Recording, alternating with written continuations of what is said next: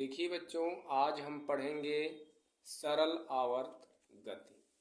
आप देखेंगे यहाँ पर सरल आवर्त गति, सिंपल हार्मोनिक मोशन।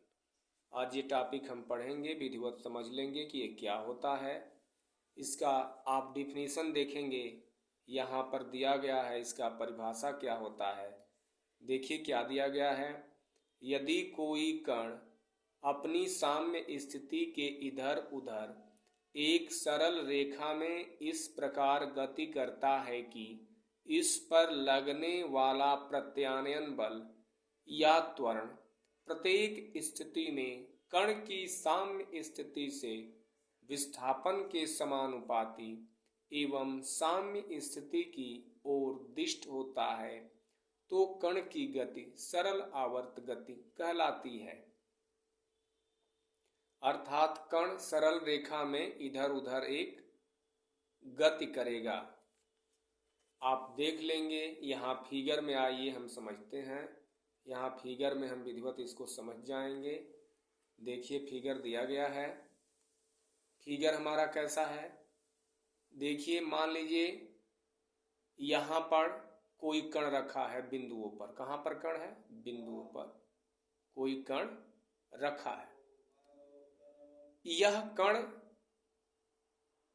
इधर हम ला दिए, बल लगाकर इधर ला दिया, तो यह कण जब हम ला के यहाँ छोड़ेंगे तो यह कण साम्य स्थिति से इधर आएगा, इधर उधर गति करने लगेगा। जैसे घड़ी का पेंडुलम होता है, घड़ी का पेंडुलम हमेशा अपने साम्य स्थिति से इधर उधर गति करता ही रहता है। सरल लोलक भी ठीक ऐसे ही करता है। सरल लोलक यदि गोलक को हम थोड़ा सा बल लगा के इधर ला दें तो फिर ये गोलक अपना गति करना प्रारंभ कर देता है। यह गति साम्य स्थिति के इधर उधर होती है। अब इसमें देखिए साम्य स्थिति क्या है, तो बिंदु वो जो है इसकी साम्य स्थिति है।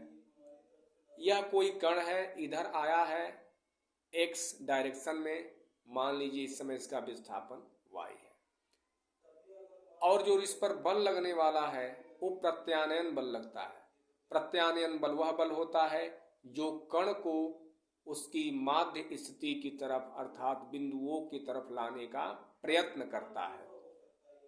तो विस्थापन इधर है और प्रत्यानयन बल इधर लग रहा है।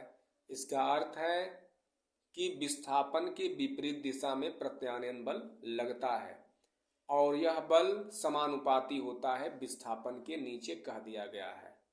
ठीक है, तो सरल आवर्त गति क्या होगी? जब कोई भी कण एक सरल रेखा में गति करता है और उसमें जो बल लगता है, प्रत्यानयन बल जो होता है, वो विस्थापन के समानुपाती होता है, तो ऐसी गति को हम सरल आवर्त गति कहते हैं। देखिए यहाँ भी एक कण सरल रेखा में, सरल रेखा का मतलब होता है वह रेखा जो सीधी है, जिस पर 180 डिग्री का एंगल बनता है। तो देखेंगे यह रेखा एकदम सीधी बनी हुई है और इसी पर एक कण लगातार गति करता है। आगे देख लेंगे हम। आप समझ चुके होंगे कि सरल आवर्त गति क्या है, बिल्कुल समझ लिया आपने।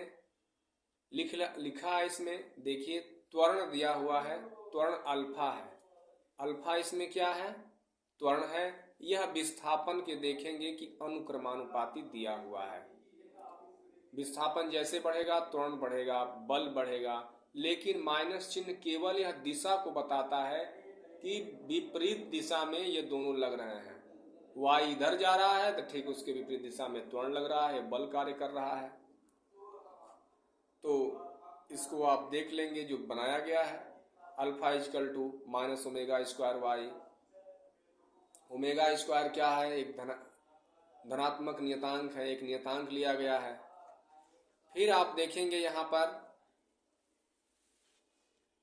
आ जाएंगे सरल आवर्त गति का लक्षण क्या क्या होता है। सरल आवर्त गति का लक्षण क्या क्या होता है? तो 3 लक्षण है सरल आवर्त गति के।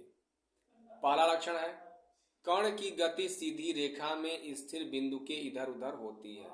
सही बात है, सरल रेखा में हो रहा है।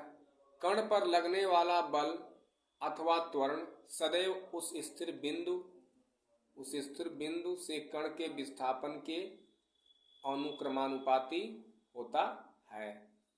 ये भी चीज है, अनुक्रमानुपाती, अभी आप लोग पढ़े ऊपर।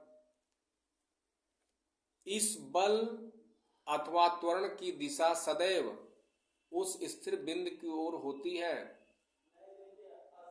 स्थिर बिंदु क्या था? वही साम्य स्थिति थी। अभी हमने ऊपर आपको फिगर में बताया, बहुत ही आसान तरीके से हमने बताया इसको, ठीक है।